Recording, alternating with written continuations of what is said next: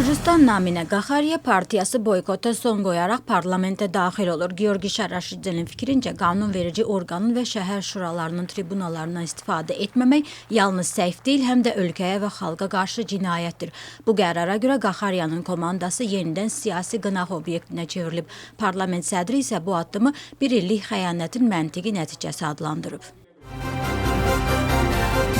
Lüksemburqda Avropa İttifaqının Xarici Əlaqələr Şurasının iclası keçirilib. Digər mövzularla yanaşı Gürcistan məsələsi də müzakirə olunacaq. İclasdan əvvəl Avropa İttifaqı liderləri və üzv ölkələrin diplomatları mətbuata açıqlamalar veriblər.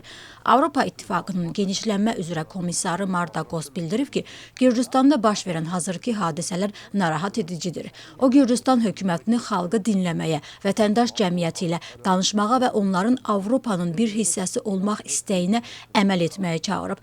Tbilisiyə səfəri zamanı Rustaveli küçəsində keçirilən mitinqdə iştirak edən Finlandiyanın Xarici İşlər naziri Elina Valtonen də mətbuata açıqlamalar verib. O bildirib ki, Gürcistanda gördüklərindən çox narahatdır. Gürcistan-Almaniya münasibətləri necə davam edəcək? Müxalifətin bir hissəsi səfir Peter Fischerin məsləhətləşmələr üçün geri çağırılması məsələsini mənfi adlandırır və bildirir ki, Gürcü arzusu Rusiya orbitasına keçib və onların məqsədi Gürcistanı təcrid etməkdir. Hakim partiya Gürcistanla Almaniya arasında uzun müddətli münasibətlərin qorunub saxlanacağına ümid edir. Bununla belə Peter Fischerin Viyana konvensiyasını pozaraq ölkənin daxili işlərinə qarışdığını vurğulayır. Almaniya işini necə davam etdirəcəyinə qərar vermək üçün öz Gürcistandakı səfirini məsləhətləşmələr üçün geri çağırıb. Bundan əvvəl sentyabrın 24-də Peter Fischer Xarici İşlər Nazirliyinə çağırılmışdı və ertəsi gün Alman diplomat artıq hökumət administrasiyasının rəhbəri ilə danışıqlar aparmaq üçün kanselariyadaydı. Gürcü arzusu milli hərəkat və ona bağlı partiyaların fəaliyyətinin qadağan edilməsi tələbi ilə yaxın günlərdə Konstitusiya Məhkəməsinə müraciət edəcək. Müxalifət hazırlanan iddiayı kəskin şəkildə tənqid edir. Bu formanın demokratik standartlara uyğun gəlmədiyini bildirir. Hakim komanda isə Gürcü cəmiyyətinin bu qərarı çoxdan gözlədiyini bildirir. Əksəriyyətin üzvləri İstintaq Komissiyasının rəyi əsasında iddia hazırlayıblar. Gürcü arzusuna görə gündəmdə Konstitusiya quruluşuna və ölkənin milli maraqlarına xələl gətirməyə cəhd edən bütün siyasi qurumların mövcud olub-olmaması məsələsi yer alacaq. Rustaveli prospektində keçirilən aksiyada qanunu pozmaqda ittiham edilərək yenə 4 nəfər həbs edilib. Onların arasında Formulanın jurnalisti Keta Titskişvili də var. Formulanın məlumatına görə onlar yolu bağladıqları üçün həbs ediliblər. Bu barədə Keta Titskişvilinin özü Facebook səhifəsində yazıb.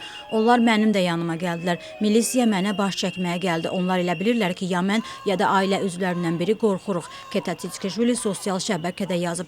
Dünən axşam saat 9 radələrində etirazçılar Rustaveli prospektini bağlayıblar. Polis onları yolu açmaq üçün bir neçə dəfə çağırsa da buna əməl etməyiblər. Onlar 2 saata yaxın xüsusi lentlə yolu bağladılar. Sonradan isə açdılar. Miting başa çatdıqdan sonra hüquq mühafizə orqanlarının əməkdaşları şəxsiyyətini müəyyən etmək məqsədi ilə Azadlıq metro stansiyasının yaxınlığında aksiya iştirakçılarını dayandırıblar. Onlardan bir neçəsi ilə bağlı polis üzlərini maska ilə bağladıqlarına görə protokol tərtib edib. Bugün isə bir neçə həbslə bağlı məlumat yayılıb.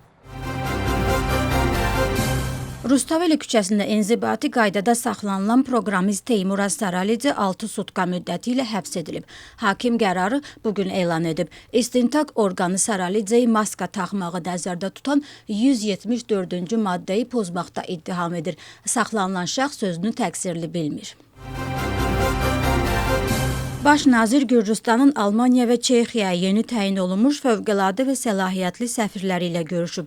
Hökumət başçısı onları diplomatik fəaliyyətə başlamaları münasibətilə təbrik edib, onlara uğurlar arzulayıb. Almaniyada Aleksandr Kardozya, Çexiyada isə Ruslan Abaşidze Gürcistanı təmsil edirlər. Aleksandr Kardozya müxtəlif illərdə təhsil naziri, Gürcistan parlamentinin Milli Kitabxanasının direktoru vəzifələrində çalışıb. Gürcistan Dövlət Universitetində aparıcı elmi vəzifələrdə çalışıb. O eyni zamanda tədqiqatçı idi və Berlin, Frankfurt, Bremen şəhərlərinin aparıcı universitetlərində mühazirə və seminar kursları oxuyub. Ruslan Abaşidze isə müxtəlif illərdə dövlət nazirinin barışıq və vətəndaş bərabərliyi üzrə birinci müavini və Abxaziya Muxtar Respublikası hökumətinin sədri vəzifələrində çalışıb. Gürcüstan və İsrail arasında əməkdaşlıq memorandumu imzalanıb. Sənəd Gürcüstanın Daxili İşlər Naziri Geqageladzenin səfəri çərçivəsində imzalanıb. Bu Gürcüstanın Daxili İşlər Nazirlikləri ilə İsrail dövlətinin milli təhlükəsizlik orqanları arasında mövcud polis əməkdaşlığının genişləndirilməsinə yönəlib və müxtəlif istiqamətlərdə, o cümlədən miqrasiya idarələri və polis akademiyaları arasında iş təcrübəsi mübadiləsi aparılacaq. İki tərəfli görüş çərçivəsində nazirlər hüquq mühafizə orqanları arasında əməkdaşlığın cari məsələlərini müzakirə ediblər. Tərəflər arasında təcrübə və qabaqcıl təcrübə mübadiləsi baxımından davam edən və gələcəkdə keçiriləcək tədbirlərə xüsusi diqqət yetirilib. 2007-ci ilin noyabrın 7-sində İMEDI TV-yə basqın işi və Mixail Saakashvilinin ittiham epizodu. Bugünkü iclasda İMEDI telekanalının əməkdaşı Tengiz Mezurnişvili dindirilib. Onun sözlərinə görə İMEDI fəal şəkildə tənqid xəbərləri, o cümlədən Girgulyani məsələsini işıqlandırırdı və əvvəlki hökumət tənqid redaksiya siyasətini qəbul edilməz hesab edirdi. Mezurnişvilinin sözlərinə görə noyabrın 7-sində səhər saatlarından etibarən İMEDI televiziyası etirazları canlı yayımlayırdı. Çevik qüvvələr isə İMEDİ-nin çəkiliş qruplarının avadanlıqlarını sındırdı. O, həmçinin teleşirkətə xüsusi təyinatlıların daxil olmalarının təfərrüatlarından danışıb. Onların efirə necə basqın etdiklərini və bütün televiziya işçilərini yerə uzanmağa məcbur etdiklərini yada saldı. Gümrü şəhərinin meri və yenə 7 nəfər saxlanılıb. Ermənistan kütləvi informasiya vasitələri xəbər verir ki, Ermənistanın Korrupsiyaya qarşı mübarizə komitəsinin apardığı geniş miqyaslı əməliyyat axtarış tədbirləri və istintaq hərəkətləri nəticəsində Gümrü şəhərinin meri və baş memarın əvvəlcədən razılaşaraq rüşvət alması barədə faktiki məlumatlar əldə edilib.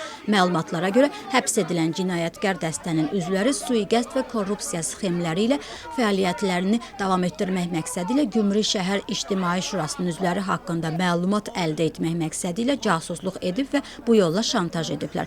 Saxlanmadan əvvəl Gümrü meriyasının əməkdaşları ilə xüsusi təyinatlılar arasında qarşıdurma yaranıb. Paralel olaraq bələdiyyə binası yaxınlığında vətəndaşlar toplaşır.